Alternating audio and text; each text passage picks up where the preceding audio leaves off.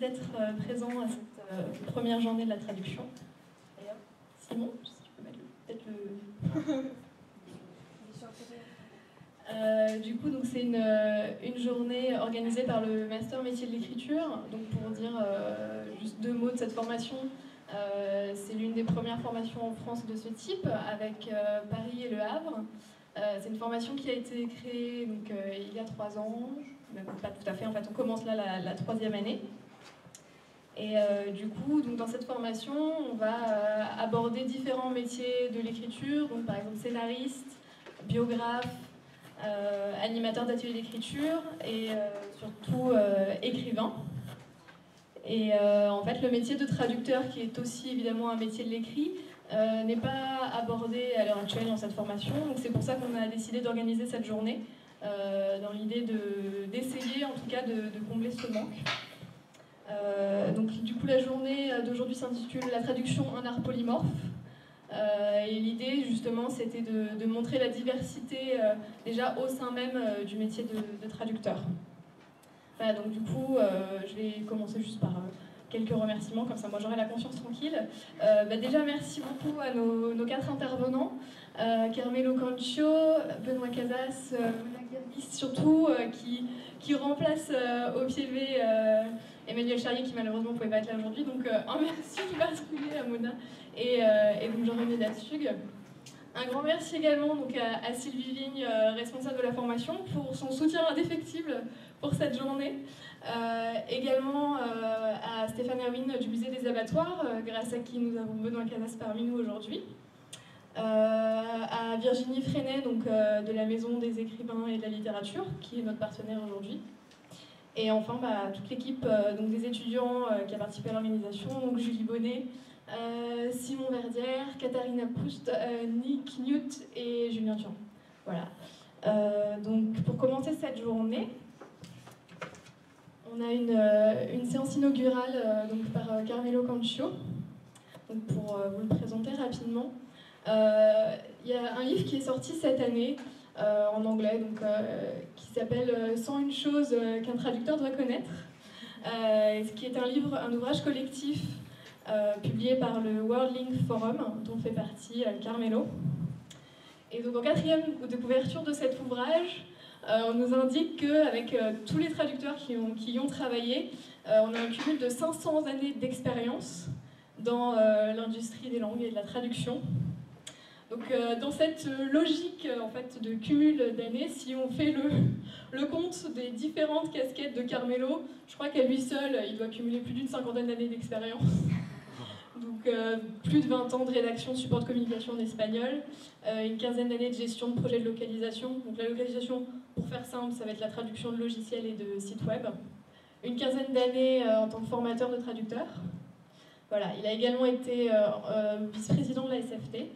Et je pense que c'est surtout avec cette casquette en fait, qui va nous faire cette séance inaugurale pour la journée. Voilà. Donc, merci beaucoup et puis bonne journée. Merci beaucoup. Je vais essayer de le faire avec toutes les casquettes, puisqu'elles font partie de moi. Alors, je ne sais pas si je dois m'approcher un peu pour essayer de... Où est-ce qu'on va... Ouais, peut-être qu'on va approcher un peu la table. Alors, je vais juste... Hop. Parce que sinon, ça va être un peu difficile.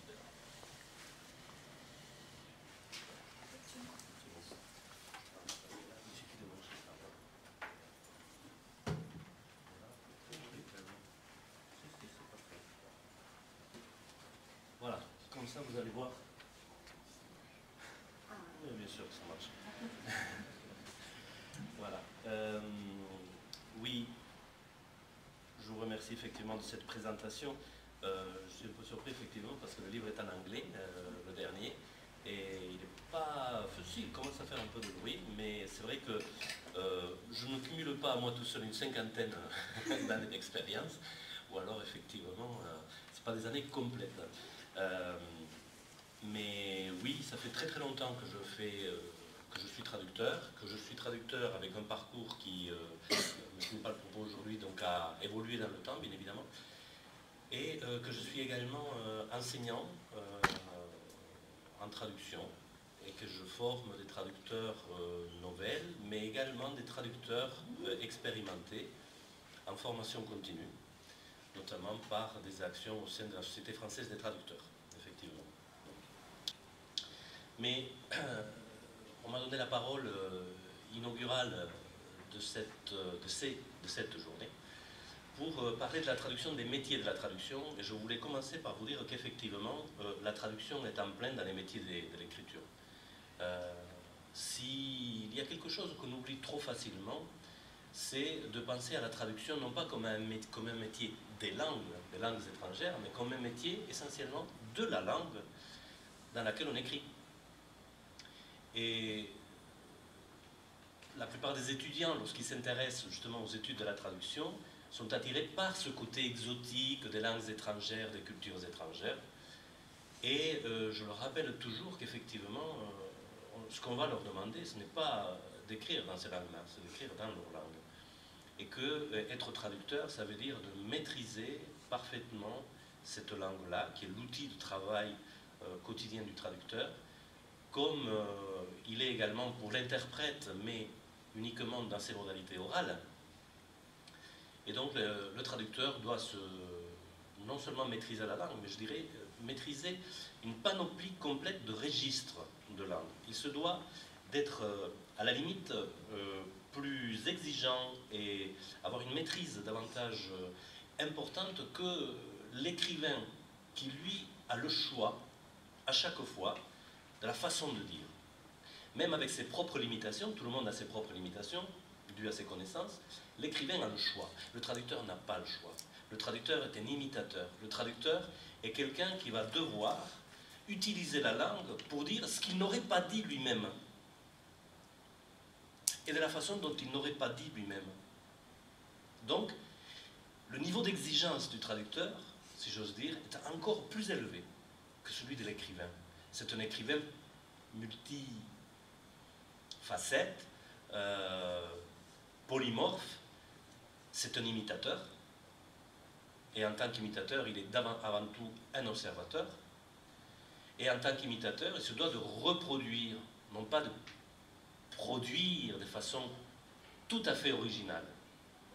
Alors, il y a bien évidemment une certaine partie d'originalité dans le travail du traducteur, on y viendra au cours de cette journée, parce que justement, j'ai bien compris que ce qui vous intéresse dans les métiers de l'écriture, c'est surtout l'originalité. Et j'aborderai essentiellement cette question de l'originalité cet après-midi, lorsqu'on abordera le sujet de la tradaptation. Alors, pour vous parler un tout petit peu des métiers de la traduction, voilà, je vais, après cette brève introduction, passer en revue plusieurs sujets, je dirais, ne serait-ce que pour cadrer un tout petit peu les métiers de la traduction. Donc voilà, on va parler un tout petit peu des métiers, parce qu'il n'y a pas qu'un métier, il n'y a pas qu'un traducteur, il y a plusieurs sortes de métiers dans la traduction. Les marchés, pour voir un tout petit peu de quoi on parle concrètement, éventuellement, mais là très très vite, comment devenir traducteur, et puis quelques organismes importants dans le milieu. Alors voilà, les métiers de la traduction. Lorsqu'on parle de métier, on parle de professionnalisme. Et justement, la grande différence entre un traducteur amateur et un traducteur professionnel, c'est le fait que le traducteur professionnel va avoir un rapport avec l'argent, avec le temps, qui sont complètement différents de celui du traducteur amateur.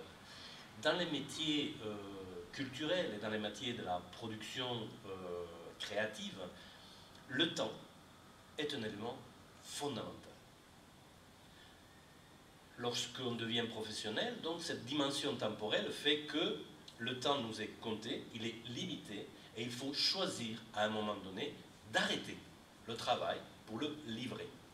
Donc, le traducteur, comme par exemple un écrivain qui travaillerait sur commande, se doit de produire dans un délai et de livrer une œuvre qui, quelque part, n'est pas finie, puisqu'on l'améliorerait, si on pouvait, en permanence. Et d'ailleurs, ça nous arrive très très souvent, je pense que tous les traducteurs ont cette expérience-là, de se dire, voilà, après avoir fini une traduction finie, c'est-à-dire livrée, certaines fois elle est publiée, d'autres fois elle est devenue un film, d'autres fois... On revient sur des choses, on dit, oh là là là là, là, si j'avais pu, je l'aurais dit comme ça, ah oui, maintenant j'ai la réponse, etc. Voilà, vous voyez, donc on n'en finit jamais, jamais, mais le professionnalisme fait qu'il faut à un moment donné, voilà, arrêter et livrer. Donc ça, je dirais, est quelque chose de fondamental et qui marque une énorme différence parce qu'elle conditionne aussi les façons de travailler, les outils qu'on va employer, on va chercher un peu de rentabilité, il faut en vivre. C'est un métier dont on vit. Donc du coup, il va falloir effectivement que l'activité soit rentable, bon bref. Il faut, puisque c'est un métier bien évidemment auquel on arrive par passion, il faut concilier cette passion avec le besoin d'en vivre, tout simplement. Alors, je ne vous dirai pas, mais il faudra l'aborder à un moment donné, qu'est-ce que la traduction, mais j'y viendrai plutôt cet après-midi, donc voilà. Par contre, quelques idées reçues, je dirais, contre lesquelles il faudrait combattre, sont par exemple l'opposition entre traduction littéraire et traduction technique. D'abord, les deux termes sont inexacts et inappropriés. Ce qu'on appelle traduction littéraire, c'est souvent traduction de livres. Or, dans l'édition, la littérature représente moins de 5%. Si on parle de traduction littéraire, à proprement parler, on devrait se référer uniquement, excusez-moi, je suis espagnol, hein, donc ça m'arrivera de temps en temps d'avoir des glissades comme ça.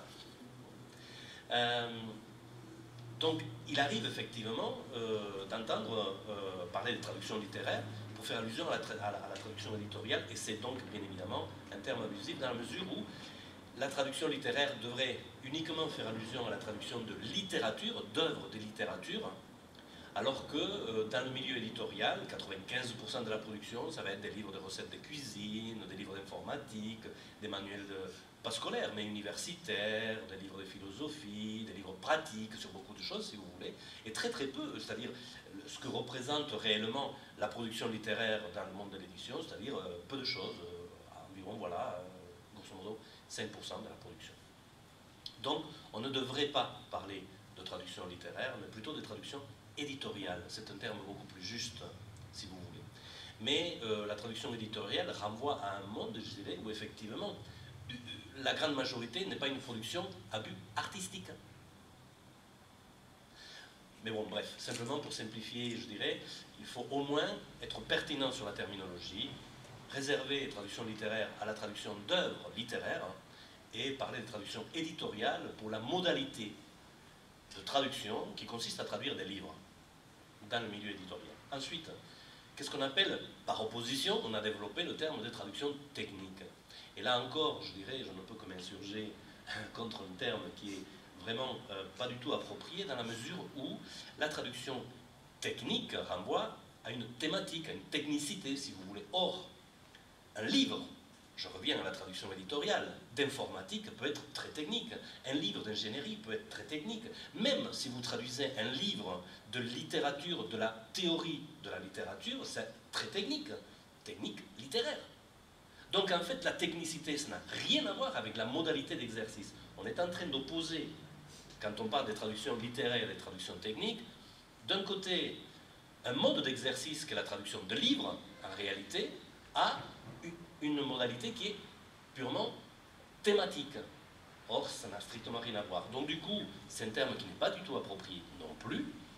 Moi, je parlerais plutôt de traduction pragmatique, c'est-à-dire une traduction qui est faite pour, je dirais, la vie courante, pour le monde des affaires, pour la bonne marche des institutions. Voilà. Une autre idée reçue, le traducteur traduit des textes. Et on entend parler en permanence des textes qu'on traduit, des textes qu'on traduit, des textes qu'on traduit. Il n'y a que dans le milieu éditorial, et exclusivement, je dirais, dans le milieu littéraire, où on traduit des textes. Dans tous les autres milieux, on traduit des documents qui comportent des images, qui comportent des films, qui comportent des sons. Comment peut-on dire, quand on traduit un film, qu'on traduit un texte? L'image a une importance prépondérante dans un film. Sans l'image, le texte n'est rien. Le texte est là pour servir l'image, pour faire un tout. Donc on ne traduit pas des textes, on traduit des documents. Et donc il faut essayer de sortir de ces idées reçues, je dirais, de la traduction comme ça, qui pullulent et qui font beaucoup de mal en réalité. Une autre idée reçue, c'est qu'il n'y a qu'une seule bonne traduction. Alors là, je pense que vous êtes très sensible. Comme il n'y a pas une seule bonne façon de s'exprimer, il existe des façons de s'exprimer différentes quand on exprime une idée. Et d'ailleurs, la création expressive est basée sur cette possibilité de varier et d'enrichir avec des formulations différentes la pensée. En traduction, c'est exactement pareil. La pensée d'un auteur qui a été exprimée d'une certaine façon a été exprimée de cette façon-là, on le verra cet après-midi, parce qu'il s'adresse à un public précis. Si le même auteur s'était adressé à un public différent, il aurait varié, changé lui-même la façon de s'exprimer. Comment l'auteur qui traduit ne peut-il pas obligatoirement modifier la façon d'exprimer les choses, puisqu'il s'adresse obligatoirement à un public différent? Donc du coup, oui, il n'y a pas qu'une seule façon de traduire, il y a des façons, des bonnes traductions différentes, je dirais, parce qu'il y a des formes d'expression différentes, des sensibilités différentes, des auteurs tout simplement différents, qui ont des expériences et des maîtrises linguistiques complètement différentes. Donc du coup, effectivement, tout cela est réel et existe. Après, très rapidement, je passerai en revue, pour qu'il n'y ait pas de confusion, on a parlé de localisation, il existe des modalités d'exercice des métiers de la traduction. La traduction englobe en fait beaucoup de métiers. Et donc, on va y trouver par exemple la traduction à proprement parler, qui renvoie à tout ce qui est production écrite de documents qui à la base étaient pour la plupart écrits. Il existe également une traduction écrite, si vous voulez, des documents audiovisuels ou des documents audio uniquement, mais bon, c'est plutôt rare. Comme il existe le contraire, une traduction orale de documents. On appelle ça la traduction à vue. Mais bon, habituellement, la traduction, c'est la production écrite. On va dire ça comme ça. L'interprétation, elle, est la production orale. Et normalement, de discours. Bien. Localisation, on l'a vu, ça renvoie essentiellement à l'adaptation de produits logiciels, que ce soit essentiellement des logiciels, des applications, des systèmes d'exploitation, mais également, ça peut être des jeux dont une composante est informatique, des sites web ou des applications faites pour le web, etc., etc. Le doublage, ça ne s'applique qu'au milieu audiovisuel, en principe, et c'est vraiment le processus complet qui consiste à faire une version linguistiquement différente, mais orale également, d'un film qui était dans une autre langue. Et pour cela, il y a une partie de traduction, comme il y a une partie de jeu d'acteurs dans le doublage. Le sous-titrage, qui consiste effectivement à mettre des sous-titres à un film, le surtitrage, qui est utilisé surtout dans le spectacle vivant, donc le théâtre, l'opéra par exemple, essentiellement, et on l'appelle surtitrage, c'est exactement comme le sous-titrage, sauf que c'est en haut, parce que si on le met en bas, le spectateur ne le voit pas. Donc on le place en hauteur sur la scène. Après, il y a des traducteurs qui se spécialisent, tout simplement des linguistes qui ne deviennent jamais traducteurs et qui se spécialisent dans la terminologie et qui sont des terminologues. Donc on va trouver plusieurs métiers par spécialité et d'autres métiers qui sont par spécialité, je dirais, technique. On va trouver des réviseurs, c'est-à-dire des personnes qui vont se consacrer uniquement à faire des révisions et à encadrer des traducteurs. Comme on trouve par exemple dans le milieu éditorial des correcteurs qui ne font que des corrections, qui ne sont pas des auteurs à proprement parler, parfois oui, parfois non. On peut cumuler les deux casquettes, comme on peut cumuler la casquette de réviseur et des traducteurs par exemple. Il y en a qui ne font que de la gestion de projet, donc on va trouver des gestionnaires de projets, notamment dans les grandes entreprises où on fait des traductions multilingues d'un même document en plusieurs langues, ou dans des processus de production documentaire qui sont relativement complexes, où on fait intervenir plusieurs professionnels et où s'enchaînent des tâches complexes. Voilà, donc on va trouver, en fonction, je dirais, de toutes ces facettes différentes du métier, des spécialités avec des personnes qui se consacrent soit à une tâche, soit à un type de traduction bien spécifique. Alors, souvent on se pose la question, et alors combien gagne un traducteur? Eh bien, ça dépend des milieux. Je dirais que dans le privé, à l'heure actuelle en France, Ça va entre 1500 et 3000 euros, grosso modo, mensuel, brut. Un salarié dans l'administration, et notamment dans les organisations internationales, c'est vraiment l'élite, je dirais, d'un point de vue financier des traducteurs, eh bien ça oscille entre 1500 et 7000 euros, hein, notamment dans les organisations internationales. Et puis les indépendants, ça gagne entre 2000 et 15 000 euros par mois, grosso modo, mais ça c'est ce qu'ils facturent. En réalité, ce qui leur reste, c'est la moitié. Grosso modo, on considère que 50% de ce que facture un indépendant, ce sont des frais de fonctionnement et des charges. Donc du coup, ça se réduit à 1000 à 7000 euros. 7000 c'est bien, hein, ça c'est vraiment l'élite.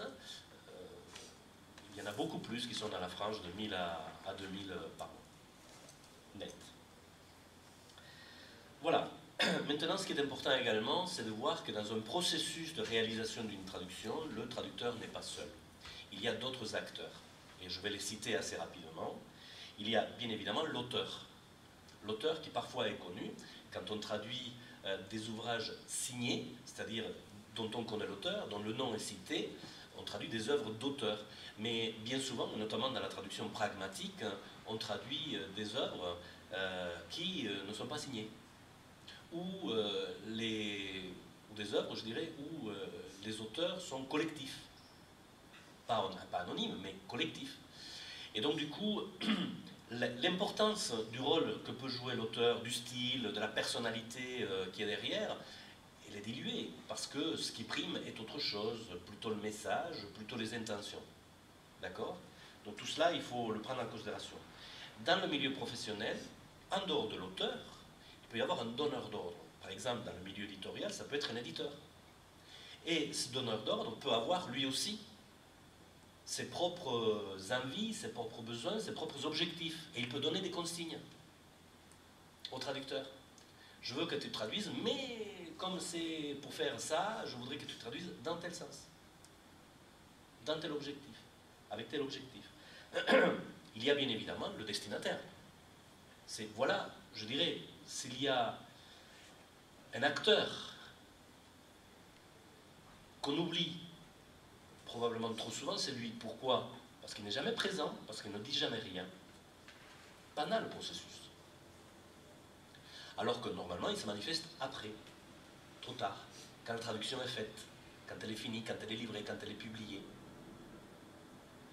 Et le traducteur qui ne prend pas en considération le fait qu'il y a un destinataire qui ne se manifeste pas à ce moment-là, mais qui va se manifester à un moment donné, est un traducteur qui prend énormément de risques, parce qu'on écrit toujours pour quelqu'un. Si on n'est pas capable de savoir, de se faire une idée précise de pour qui on écrit, on ne peut que mal écrire.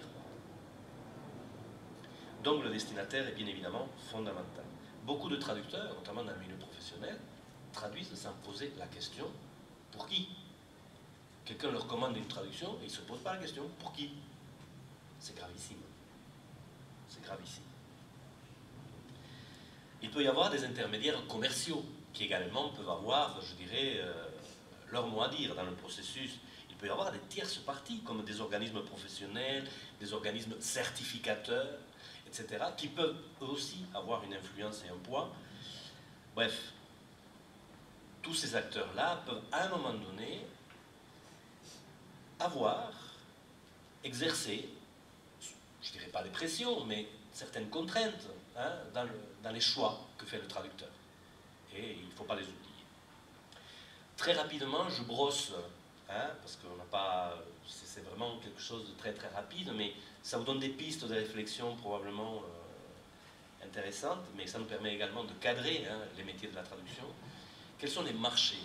Je dirais que pour faire très très très simple, il y a trois marchés, trois grands secteurs principaux. D'un côté, c'est le plus connu, c'est le plus visible, le marché de la traduction culturelle, des biens culturels. Ce sont les livres, ce sont les films, ce sont les paroles de musique, bref, tout ce qui est bien culturel. Ce sont également, je dirais, les spectacles vivants, le monde du spectacle. Hein. Ce sont des biens culturels.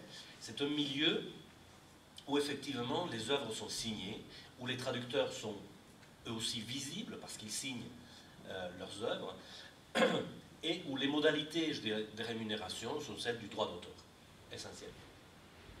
Après, vous avez le secteur institutionnel. Ce sont voilà, les organisations internationales, essentiellement, ce sont des ministères, ce sont l'administration dans tous les pays qui, par le biais de différents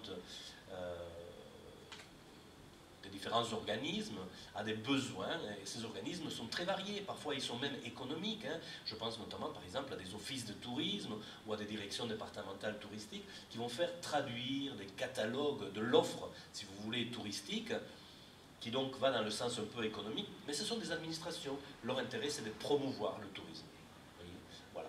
Comme il existe des organisations et des administrations, parfois, qui ont un intérêt à promouvoir, par exemple, la production culturelle, qu'elle soit écrite, ou picturale, audiovisuelle, par exemple. Donc, le secteur institutionnel. Il y a un cas particulier qui est dans le secteur culturel, enfin il y en a deux, je dirais. Il y en a un qui me tient particulièrement à cœur, parce que dans le CETIM, on est très sensible à ça, le CETIM, donc l'école des traducteurs du Mirail, c'est l'interprétation en langue des signes. Elle est institutionnelle, parce qu'à l'heure actuelle, l'interprétation en langue des signes est bien souvent, un peu trop souvent, mais encore beaucoup, je dirais, liée au milieu social. C'est une activité sociale. C'est l'activité qui permet à des handicapés, puisqu'on les considère comme ça, c'est-à-dire des personnes qui n'entendent pas, tout simplement, de pouvoir suivre une scolarité, de pouvoir se former, de pouvoir faire une vie normale en allant chez le médecin, en se faisant comprendre d'un médecin, en allant à la sécurité sociale pour pouvoir faire des papiers, etc., etc. Donc les interprètes en langue des signes travaillent beaucoup dans ce milieu-là, et ça reste encore, je dirais, une activité qui est largement subventionnée par les institutions, et donc très liée aux ressources que chaque pays consacre à ses activités sociales. Donc il y a des pays où l'interprétation en langue des signes est plus développée qu'en d'autres, et tout simplement parce que l'État consacre davantage de ressources. Soyons clairs. Et puis, une autre situation un peu particulière, c'est celle des traducteurs experts, qui ne sont pas fonctionnaires, qui vont travailler pour une administration particulière, qui est l'administration de la justice, et qui vont travailler avec une particularité qui est qu'ils vont être nommés, comme tous les experts, par une assemblée de magistrats qui se réunit un jour et qui décide de les nommer experts. Sur une base purement de, je dirais, un dossier qui se présente, sans autre élément. Voilà. Et qui ont la particularité donc de travailler à ce moment-là dans un marché qui est fermé, captif, qui est celui de la justice. Voilà. Et puis enfin, le troisième secteur, donc il y a le secteur, on va dire, culturel, institutionnel, et le secteur marchand. Le secteur marchand qui est le plus, je dirais, dynamique, le plus vaste de tous et le plus caché également. Mais à l'heure actuelle, vous n'avez qu'à regarder un tout petit peu, la plupart des appareils que l'on utilise ont été produits, fabriqués à l'étranger pour pouvoir être vendus en France. Il y a eu des contrats qui ont été passés avec différents distributeurs, par exemple en France, et ils ont été traduits. Il y a une production donc avec des notices, des modes d'emploi, des interfaces qui ont été traduites, etc. etc. Bon, c'est ce milieu-là, le milieu marchand. Après, je ne regarde pas trop l'heure, mais je devrais peut-être. Vous me dites si on est... je dois prendre mon téléphone. Parce qu'il y a un planning, un programme à tenir. Hein, il faudrait peut-être que je ne le dépasse pas. Les modes d'exercice des métiers de la traduction sont très divers et ils couvrent vraiment toute la panoplie, je dirais, de modes d'exercice possibles à l'heure actuelle. On peut être salarié dans tous les milieux, hein, très peu dans le milieu culturel, enfin on peut l'être, et on est surtout indépendant. Et en tant qu'indépendant, on peut avoir, je dirais, des modes d'exercice assez différents. On peut être auteur, à ce moment-là être rémunéré en droit d'auteur. On peut être indépendant établi à son compte, de la façon la plus classique qui soit, un professionnel libéral par exemple, ou un mode, je dirais, professionnel indépendant commercial, comme je dirais la plupart des commerçants par exemple, professionnels indépendants. Donc les modes de rémunération vont aussi changer. On peut être rémunéré en ce qu'on appelle droit d'auteur, c'est-à-dire un pourcentage sur la vente, sur les ventes des ouvrages qu'on traduit ou des films qu'on double, etc. Donc c'est un pourcentage pour lesquels on nous donne habituellement une avance qu'on appelle avaloir dans le milieu éditorial. Et puis après, en fonction des ventes, quand on dépasse le montant de cet avaloir, on touche un pourcentage qui est négocié et qui fait l'objet d'un contrat. Ça, c'est la rémunération par droit d'auteur. Après, il y a la rémunération en note d'honoraires pour ceux qui sont établis en profession libérale ou via des factures pour ceux qui sont établis en tant qu'indépendants dans le mode commercial. Et bien évidemment, les salaires pour ceux qui sont salariés. Après, il y a des modes de calcul, là aussi, qui sont très variés et qui dépendent des milieux dans lesquels on travaille. On peut facturer ces prestations ou se faire payer ces prestations de façon très, très variable. Au caractère, dans le milieu éditorial, notamment de la presse, pas des livres, mais de la presse, là, on écrit en caractère, on compte en caractère, parce qu'un article doit faire tant de caractères, espace compris, et c'est le mode de rémunération, y compris pour les auteurs des articles, hein, pour les chroniqueurs, etc., ou pour les journalistes. Donc voilà, dans ce milieu-là, on peut être payé à la pige en tant que traducteur, comme les journalistes sont payés à la pige. Dans d'autres milieux, on comptabilise les mots que l'on écrit. Dans d'autres milieux, les pages. Encore faut-il s'entendre sur ce que c'est qu'une page. Donc il y a deux standards. Dans le milieu éditorial, on parle de traduction d'une page de 250 mots, grosso modo. Dans le milieu non éditorial, on parle des pages de 300 mots. Allez savoir pourquoi. Bref, il s'agit surtout de créer des conventions et d'adapter les factures, les tarifs, je dirais, à chaque mode de facturation. Dans le milieu de la localisation, souvent on localise on appelle ça à la chaîne. Alors, une chaîne, c'est parce que ça vient du jargon des interfaces. Dans les interfaces des logiciels, lorsqu'on fait l'extraction des contenus, on obtient des chaînes de caractères. Voilà. Ce pas des phrases, parfois c'est des mots, et parfois c'est des paragraphes entiers, ça dépend. Et donc on fait une moyenne et on dit ben, une chaîne vaut tant, en moyenne. De même, par exemple, dans le milieu audiovisuel, quand on fait des sous-titres, souvent on est payé aux sous-titres. Bref, donc les modalités de facturation s'adaptent, je dirais, à chaque mode d'exercice. Dans d'autres milieux, moi personnellement, je facture à l'heure, par exemple. Donc, tout est possible et tout, on voit de tout dans le milieu. Après, bon, comment devenir traducteur, c'est peut-être pas le moment de le faire, mais très rapidement, il faut avoir les compétences, bien évidemment. D'abord, si vous êtes francophone en français, moi qui suis hispanophone en espagnol, bien évidemment. Et puis, des compétences dans d'autres langues. Mais des compétences également dans des domaines. Ou dans des techniques. Vous êtes en train d'étudier, je pense à ceux qui sont dans le master métier d'écriture, vous êtes en train d'apprendre des techniques d'écriture. Donc forcément, si jamais, par exemple, vous deveniez traducteur, il serait logique que vous mettiez à profit vos compétences acquises dans les métiers de l'écriture pour justement devenir excellent dans ce milieu-là, vous faire repérer dans ce milieu-là et ainsi donc pouvoir en vivre. Effectivement, chacun met ses compétences, je dirais, en avant et devient spécialiste ou s'oriente vers un marché qui correspond à ses compétences, à ses envies, à ses goûts. Et dans les goûts et les envies, je dirais, il y a non seulement tout ce qui relève des compétences d'écriture et de compétences de production, mais également des compétences thématiques. Ainsi, ceux qui s'orientent vers la traduction artistique, c'est parce qu'ils ont une attirance par l'art. C'est une évidence.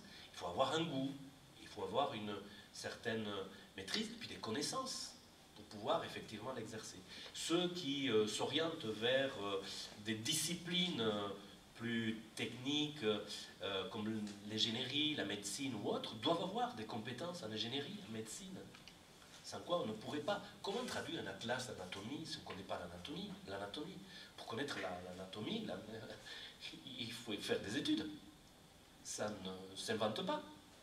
Et on peut faire des études qui débouchent sur des diplômes, ou bien avoir une formation continue, ou d'une autre façon, je dirais, étudier pour un traducteur est quelque chose qui se fait en permanence. On n'arrête jamais d'étudier et de se former. On n'arrête pas. Voilà, donc voilà pour les compétences. Bien évidemment, il existe des formations, il en existe de plus en plus, en France et ailleurs.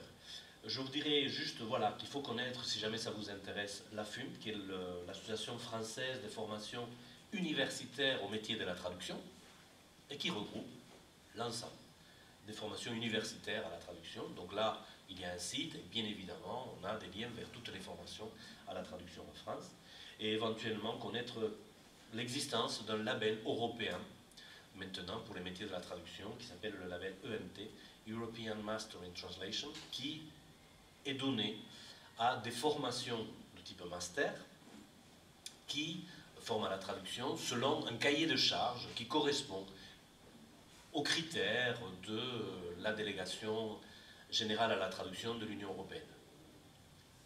Ce master a été créé à la suite d'un autre master qui existait, pardon, d'un autre label qui existait déjà, qui était le European Master in Interpretation, donc pour les interprètes, qui était le premier label créé pour les toutes premières formations. D'accord? Voilà.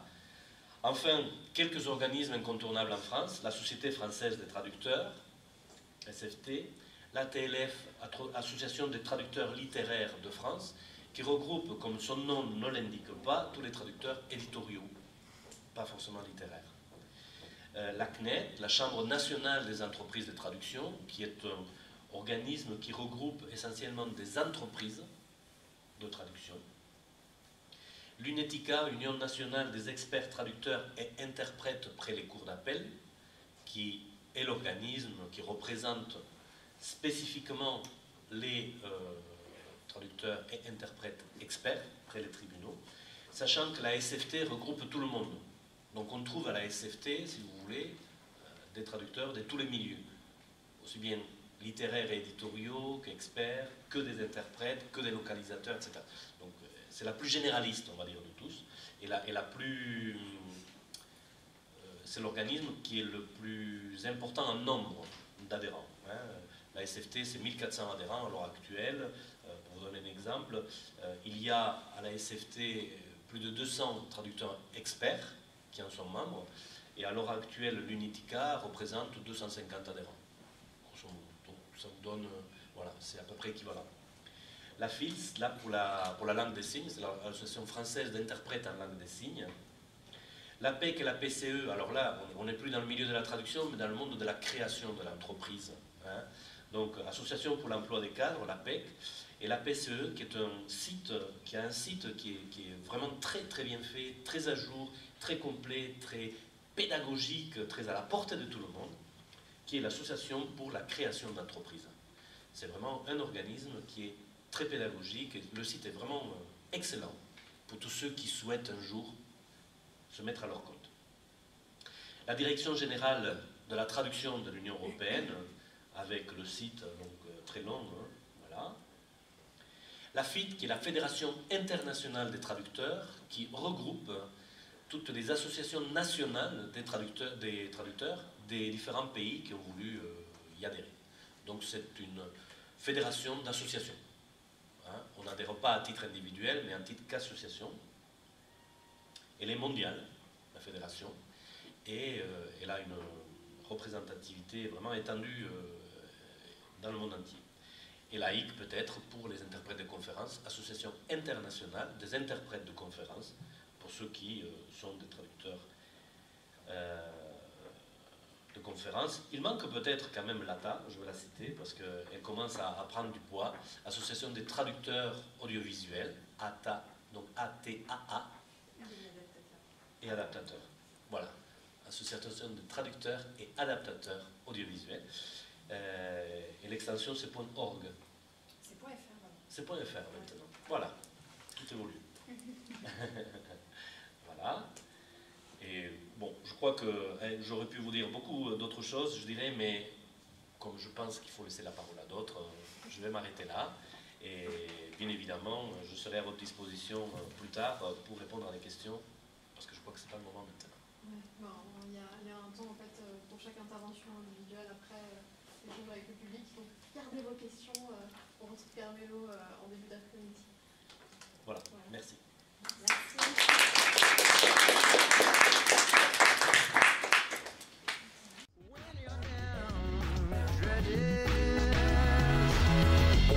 You need someone to pick you up.